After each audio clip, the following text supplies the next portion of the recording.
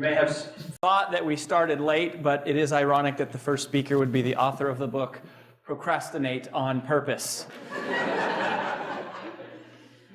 How is it that we have more tips and tricks, tools and technology, calendars and checklists than ever before, and yet we still always seem to be behind? How is it that we work longer hours? We're moving faster than we've ever moved in history, and yet we never seem to be caught up? How is it that we know more about time management today, and yet stress is at an all-time high? The reason why is because everything you know about time management is wrong. I first started to realize this a couple years ago. It was early on a Saturday morning.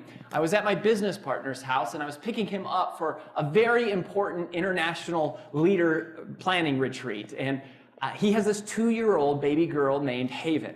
And Haven is the sweetest little thing you can imagine. She has curly brown hair and these sweet, soft brown eyes. And we live in Nashville, so she has a little southern accent that's developing. And as I'm picking up Dustin and we're about to leave, Haven comes sprinting down the hallway. And she leaps and she latches on to Dustin's leg. And she says, "Daddy, where are you going?" And he looks down at her and he says, "Oh, I'm sorry, baby Haven. Daddy actually has to go to work today." And she looks up at him and her eyes well up with tears. And she says, "No, Daddy. Please, no work today. No work, Daddy." And in that moment, I realized two things. The first is that I myself am not ready to have kids just yet. The second is that even though everything that you've ever heard about time management is all logical, tips and tricks, tools and technology, calendars and checklists, it's apps, it's all logic. What I realized in that moment from a 2-year-old is that today time management is no longer just logical. Today, time management is emotional. And how our feelings of guilt and fear and worry and anxiety and frustration, those things dictate how we choose to spend our time as much as anything that's in our calendar or on our to-do list. In fact, there is no such thing as time management. You can't manage time. Time continues on whether we like it or not. So there is no such thing as time management. Really, there is only self-management. Well, that was the first big realization that I had. In order for you to understand the second, I want to take you on a quick history of time management theory.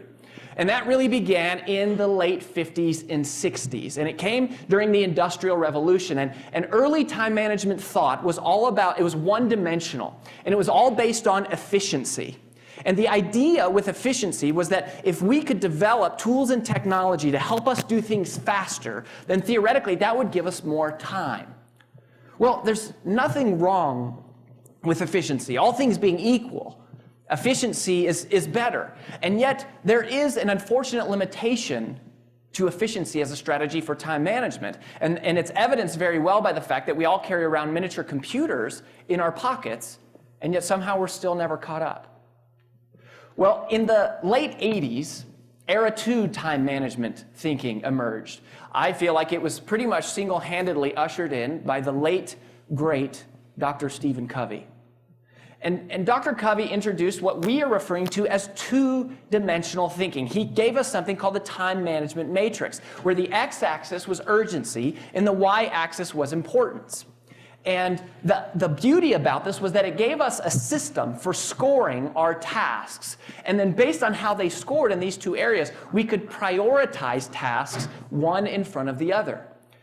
Prioritizing is all about focusing first on what matters most. And for the last 20 years, this has really been the pervasive mode of thinking as it relates to time management theory. And it's not that there's anything wrong with prioritizing. In fact, prioritizing is as valuable a skill today as it ever has been in history.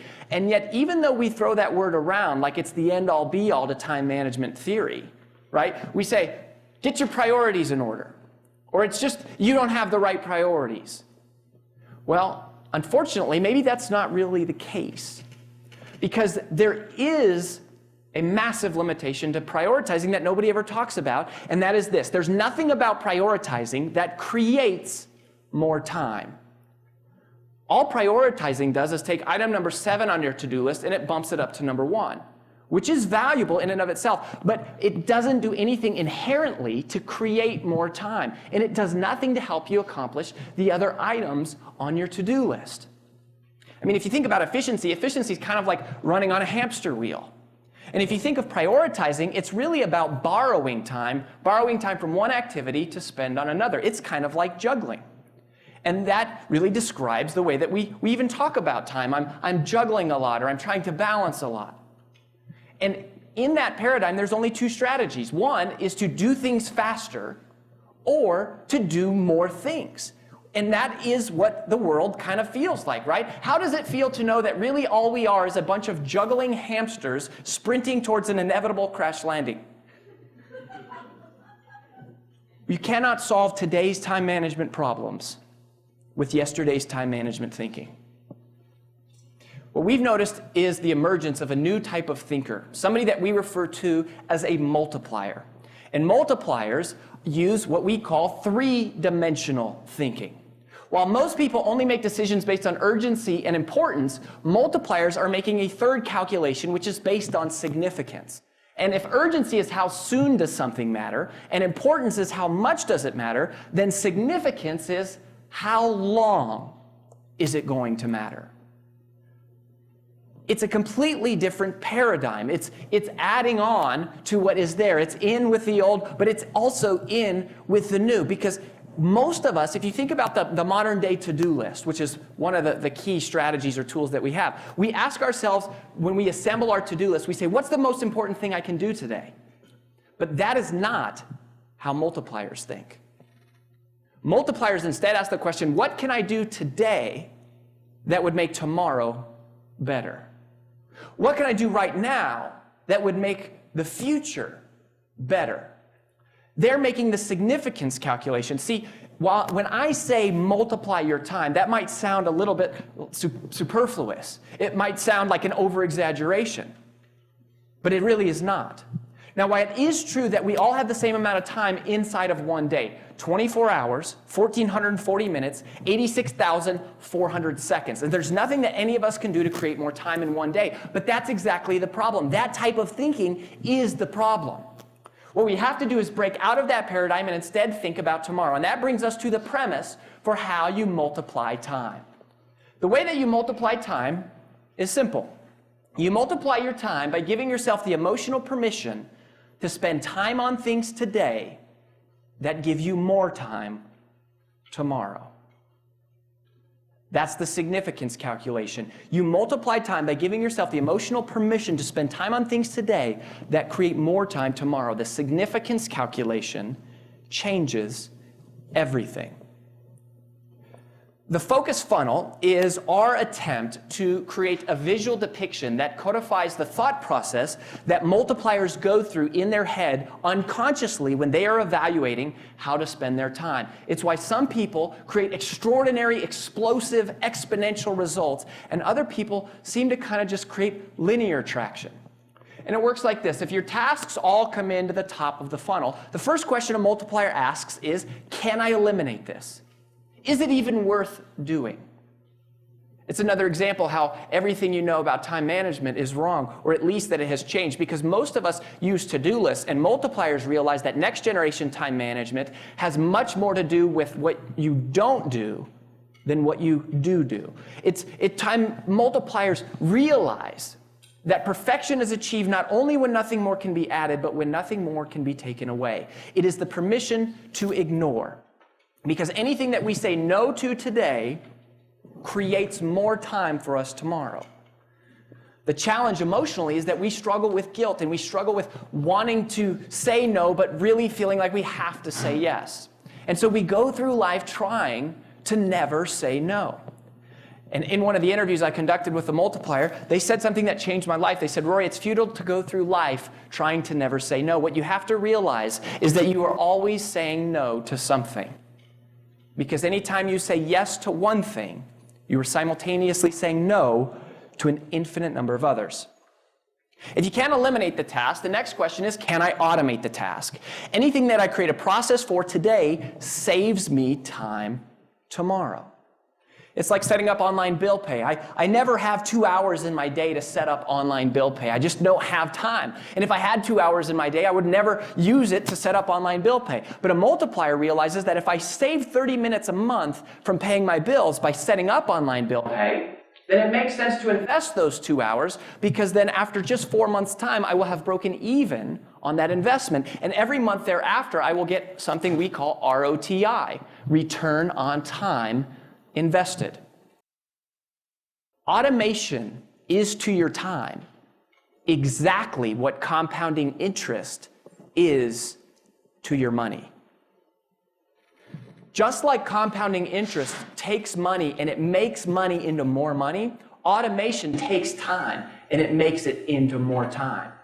The way that wealthy people think about money is exactly the same way that multipliers think about time. And they give themselves the permission to invest the time and energy to automate the process. If it can't be automated, then the next question is, can it be delegated? Can I teach someone else how to do this?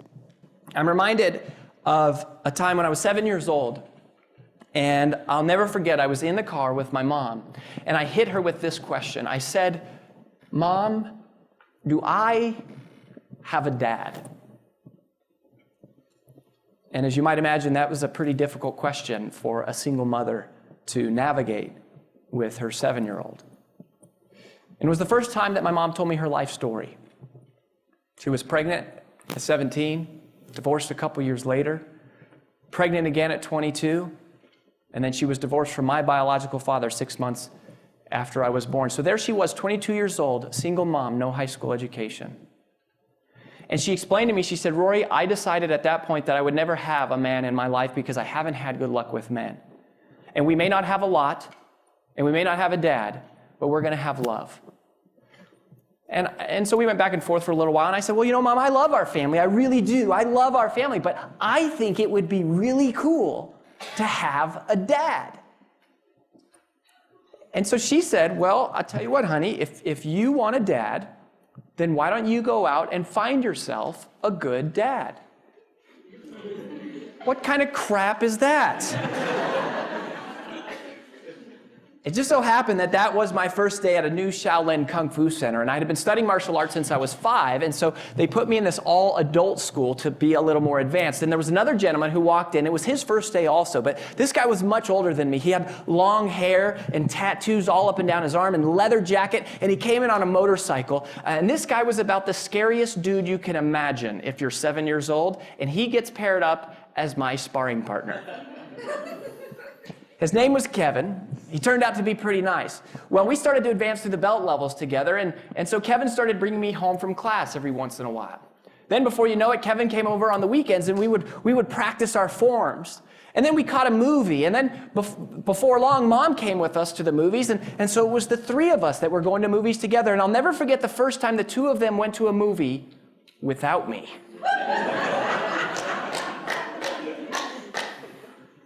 Well, as it turns out, Kevin and I tested for our black belts together on the same day when I was 10 years old.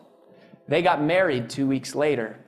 A couple years after that, Kevin adopted me, and I changed my last name from Rory McLaughlin to Rory Vaden, and they have been married for 20 years ever since.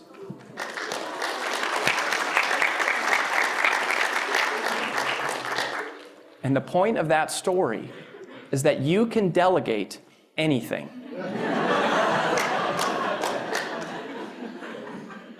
But if you ask the average person, you said, "Are there things you know you could be delegating to somebody else?" We would say yes. But then you say, "Well, why don't you train someone else to do it?" And what most of us would say is we say, "Well, because they just can't do it as well as I can." And that may be true once, maybe twice, but it is only true absent the significance calculation. Because if you think longer term, you realize they'll be able to master the task just like you were. Significance changes everything. It's how you multiply your time. It's giving yourself the permission of imperfect for a little while because over time they'll be able to figure it out. Now, if you can't automate, or delegate a task, that task drops out the bottom of the funnel, and at that point there's only one remaining question, and that question is, should I do this task now? Must it be done now, or can it wait until later? If the task must be done now, then that's what we call concentrate. It's the permission to protect. All right, the permission to protect. It's all about focus and eliminating distractions. And honestly, there's nothing all that exciting or new there. However, if you ask the question, can this wait until later? And you decide that the answer is yes, then that's not eliminate, automate, or delegate. That is what we call procrastinate on purpose. Procrastinate on purpose. Now, you're not going to procrastinate on it forever. You're going to pop that activity back to the top of the funnel, at which point it will enter into a holding pattern where it will cycle through the focus funnel until inevitably, one day, eventually, one of the other 4 strategies will be executed on whatever that task is. And what you find is that if something can continually wait, often what happens is you eventually develop the courage to do what you should have done in the first place, which was eliminate it. Or you discover a system for how to automate it, or someone rises up to the call of leadership. They rise up to the occasion, and it ends up being delegated. Or it ends up becoming something that is significant enough for you to spend your time on. A lot of people say, well, Rory, wait a minute. In the Take the Stairs book, right? In Take the Stairs, you said procrastination was the killer of all success. You said procrastination was the most expensive invisible cost in business today. You said procrastination is the foundation of all mediocrity. And now you're telling us to procrastinate on purpose? And yes, that is what I said, and it's exactly true how I said it. But there's a major distinction to realize, and that is there's a difference in procrastinating. There's a difference in waiting to do something that we know we should be doing that we don't feel like doing, versus waiting to do something because we're deciding that now is not the right time. Waiting to do something that we know we should do but we don't feel like doing, that's procrastination. That's the killer of all success. But waiting to do something because we're deciding intentionally that now is not the right time, that isn't procrastination. That isn't the killer of success. That's a virtue. And it's an art form that the world really needs, which is patience. The patience to put off the insignificant things, like checking email 24 hours a day, 7 days a week.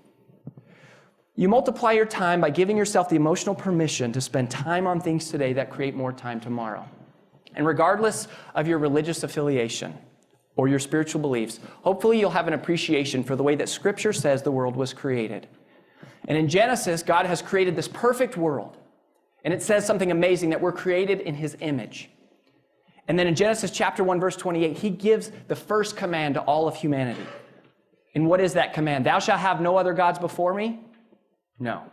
Is it love thy neighbor as thyself? No. God's first command to all of humanity, be fruitful and multiply. Thank you very much.